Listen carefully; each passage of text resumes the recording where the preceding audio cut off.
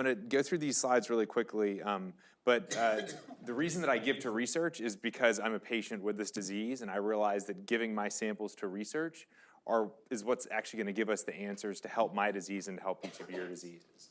So this is a picture of me when I was a healthy third-year med student here at Penn, and then you can see a picture of me on the other side of the screen in the intensive care unit just across the street in the hospital at University of Pennsylvania. I've got multiple organ failure, liver failure, kidney failure, bone marrow failure.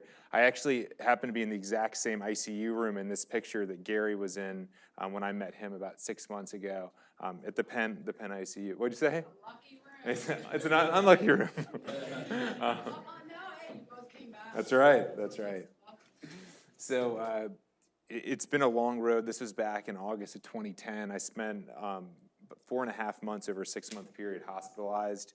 I had my last rites read to me back in November of 2010 when my doctors didn't think I was going to survive. As you can see, I did survive, but unfortunately I relapsed another month later and had another life-threatening episode. So 3 of these life-threatening episodes over a 6-month period. And this is a picture of me and my dad. He didn't leave my side through everything. You can see getting a bunch of chemo at this stage. I've lost all my hair. Unfortunately, I don't respond to the conventional treatments that often work in Castleman disease. It typically requires multi-agent chemotherapy to get my disease into remission. And these are pictures of me with my dad. And just to kind of give a perspective, which I know many of you will relate to, I know Gary in particular, I was so sick before I got chemotherapy that I actually felt better with every dose of chemotherapy. The chemotherapy was actually beating down my immune system and finally stopping the thing that was trying to kill me. And so it was actually the chemotherapy that made me feel better. You can see here, I just had a huge belly from all the fluid that I gained. Many of you guys I know have experienced this. I know Vicky certainly has. I want to tell a quick story about this, what this reminds me of. I know I've already told the story to Maleva, but just before I was out of the hospital in December of 2010, on New Year's Eve, my dad and I were doing laps around the hematology oncology floor with my pole, and we were doing laps around 10:30 at night on New Year's Eve, and as we passed by the family waiting room area, we noticed that there was a gentleman that was leaning forward in his chair, and he looked like he'd been drinking that night on New Year's Eve, and we thought he was going to fall out of his chair. So we kept doing laps and laps around the floor, and eventually on one of our trips, this guy had fallen out of his chair, and he was on the ground. And so my dad ran over to him and helped get him back into his chair, and he looked at my dad and I, and he said, "Thank you so much. Good luck to you and your wife." And I just kind of like rounded the corner, and I was like, "Wife, what's he talking about?" And then I looked down at my belly, and I realized this guy thought I was my dad's pregnant wife, which emotionally was a very low point for me. And it took my dad a long time, and for both of us to figure out, what's he talking about? But I did tell my dad, I said, "Man, Dad, you've got an ugly wife." So that was a low point for him, too. But you can see from this picture just how someone could think that, not an attractive woman, but certainly you could see that I looked like I could be potentially pregnant. So I got out of the hospital, and with a bunch of chemotherapy, I went from looking very sick. Each picture's a week long, and you can see my hair is growing back, and I go from looking very, very sick to looking not like a pregnant woman anymore. And then I took pictures from the side as well, and so you can see these, and you can see the fluid coming down and the hair growing back and going from being very sick to not being sick. And I always say that I feel like I could get like a really nice advertising bonus from like a Shake Weight or protein powder company to say that that's what got me from looking like I did at the beginning to the end. So a couple people asked, saying, I wanted to learn more about Castleman disease. You're going to learn a lot more over the course of the day. I'm just going to start out by sharing some, what we say, fast facts or just quick facts about Castleman disease. So there's estimated, hi Lori, come on in. Hey, how's it going? There's estimated to be about 5,000 new cases diagnosed each year in the U.S. Now, that's all 3 subtypes of Castleman disease, which makes Castleman's about as common as ALS. Of course, all of you had heard of Castleman's before this, but most people have not heard of Castleman's. There's 3 subtypes. There's unicentric Castleman disease, where your activated immune system is really localized to one region of lymph nodes. And there's two forms of multicentric Castleman disease. Multicentric meaning that there's multiple regions of lymph nodes that are enlarged. And in multicentric, there's two types. There's either the type that's caused by the HHV8 virus, where the virus is what's turning on the immune system, and the immune system gets super activated. And then there's a group where there is no HHV8 virus. It's called HHV8 negative multicentric Castleman disease, where there is no virus and we don't know why the immune system is activated. Multicentric is a truly multiple system disorder, and unicentric, when it can't be resected, is also a multi-system disorder. It affects everyone head to toe. If you can't get those lymph nodes out, then it affects you with really severe symptoms. We found from a recent study that we published that there's about a 3 times increased rate of cancer amongst patients with multicentric Castleman disease. So we know that in addition to Castleman's being severe on its own, that it increases your risk of cancer. Based on the most recent survival data, we found, or others actually, Dr. Dispenzieri found that about 35% of patients die within 5 years of diagnosis from MCD, which is a scary, scary fact and number for all of you to hear, and certainly it was frightening when I first heard. But the thing that gives me so much hope is that those diseases that were more deadly than, like lymphoma, breast cancer, prostate cancer, the diseases that our disease is more deadly than, these are diseases where tons of money and tons of time have been put into them, and that's where they are. MCD, on the other hand, very little time, very little research, very little effort has been put in. So I feel very confident. I can tell you as a patient, I feel like this number is going to come significantly down with the work that we're doing, with the research we're doing. And we can be a part of that. But we have to realize it won't happen if we don't do it. If CDC and CARE doesn't do it, there is no other organization doing Castleman disease research. There is no one else that will bring this number down.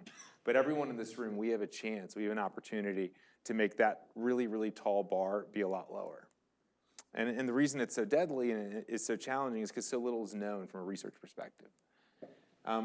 I just wanted to show here what I call overtime number 2, and that's that after I had those 6 months in and out of the hospital, had my last rites read to me, I was healthy again. Chemo got me into remission, and I thought Castleman's was in my rearview mirror. And I came back to med school, and I said, I'm so happy Castleman's is behind me. I can go back to becoming a cancer doctor, which was my plan. But then when I had a major relapse 15 months later, and when it came back, and I realized that this isn't a disease that just goes away and that I can just let someone else worry about. And that's when I decided back in 2012 that I wanted to get involved in fighting back against this disease. And I connected with Greg and Michael and the folks at CARE to join up with them to try to advance the research effort. You guys, I'm actually going to go through a lot of this tonight, so I'm going to skip through it. Basically, this is just saying that in 2012, there was very little work being done. CARE was the only organization raising funds or awareness for Castleman disease. Unfortunately, the NIH, which usually funds rare disease research, had $0 going towards Castleman's. So there was a lot of work that needed to be done. And I think I might get to this later, but I'll just highlight quickly that there was even a really big misconception around the time that I was diagnosed for how we thought the disease worked. We know that Castleman's patients have big lymph nodes. All of us, every one of us that has Castleman's, at some point we had a big lymph node. And when I was diagnosed, the kind of thought around the disease was that there was something wrong with your lymph nodes or something wrong with your lymphatic system, and that your lymph nodes were secreting some interleukin-6, which interleukin-6 is something that everyone, healthy or sick, produces. Everyone in the world, every human produces interleukin-6 when they are fighting an infection. It helps to kill viruses. It helps to activate the immune system. It's a normal thing. We all have it.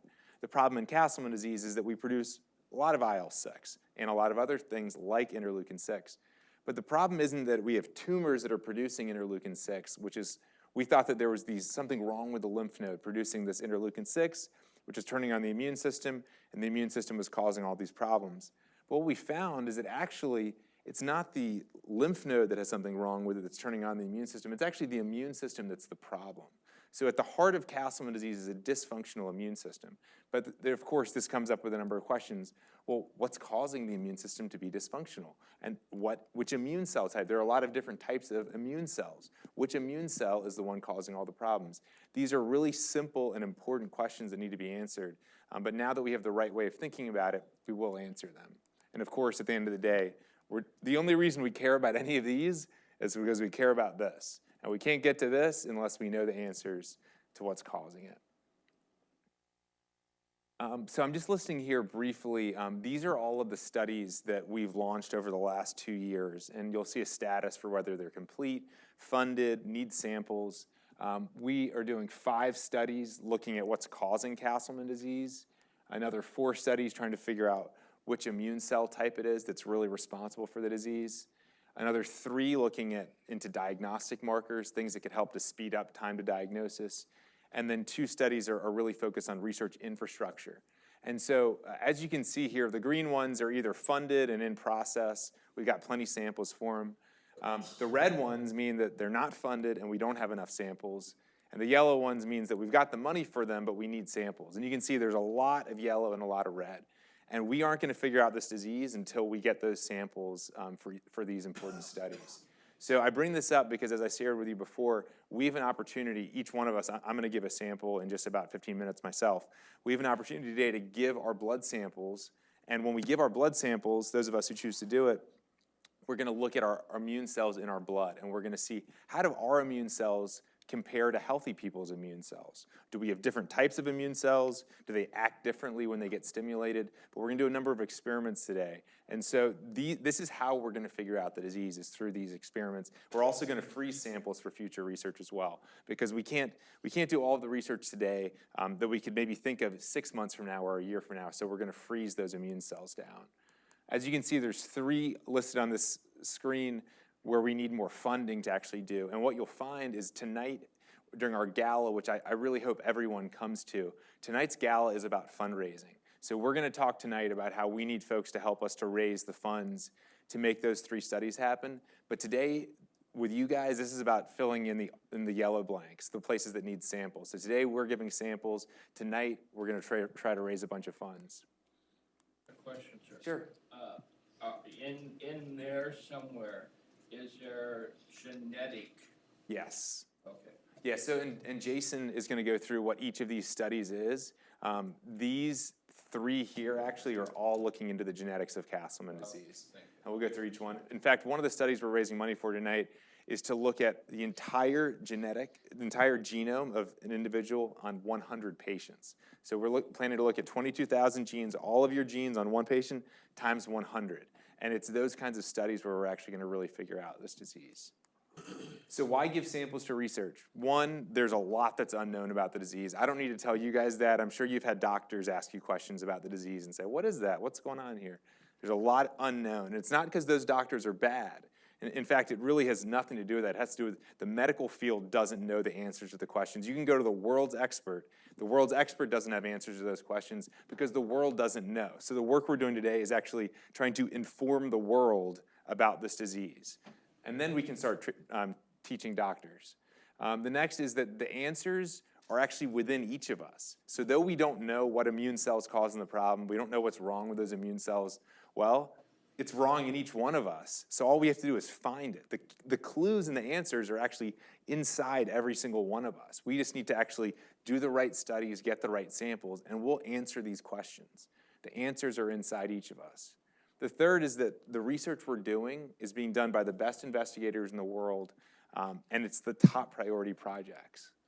Additionally, these studies will give us answers to Castleman disease. We just need samples to do it.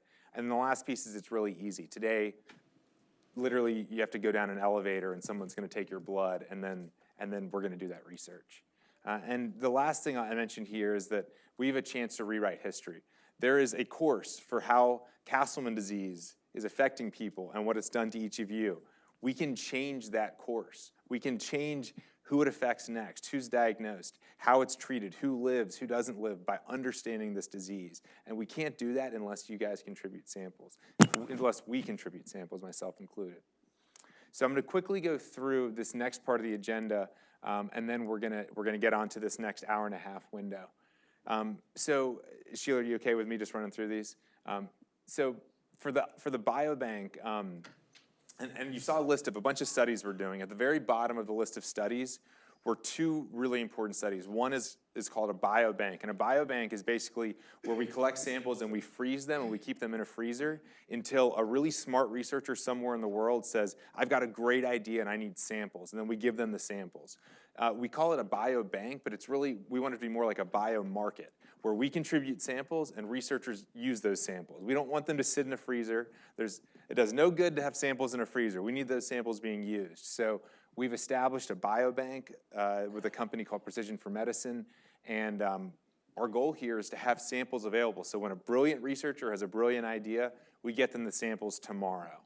David? Yeah. Are you taking samples from the loved ones too? So we only need 5 healthy controls, and so the 5 healthy people certainly can be loved ones. David, I just want to say, I know I tried to catch most patients coming through to get them at consent, but I know I missed some people, and I have them all here, and we're going to. So we'll pass them out. Able to consent, we would love to have you do it, and I have all the consent, so I'm going to come find you and Yeah. we'll get you. Yeah, we'll pass them around in just a moment. Thank you so much, Sheila. So the biobank involves answering some questions online about yourself with Castleman disease and then contributing a sample today, which we have a full consent process that we can go through with you. You've heard about the biobank. It's called Castle Bank. The other really important study is what we call Accelerate. Accelerate is a registry where patients like yourself, like myself, we go online and we say, I want to be a part of the registry. And when we agree to be a part of the registry, we also agree to have our medical records shared with this registry.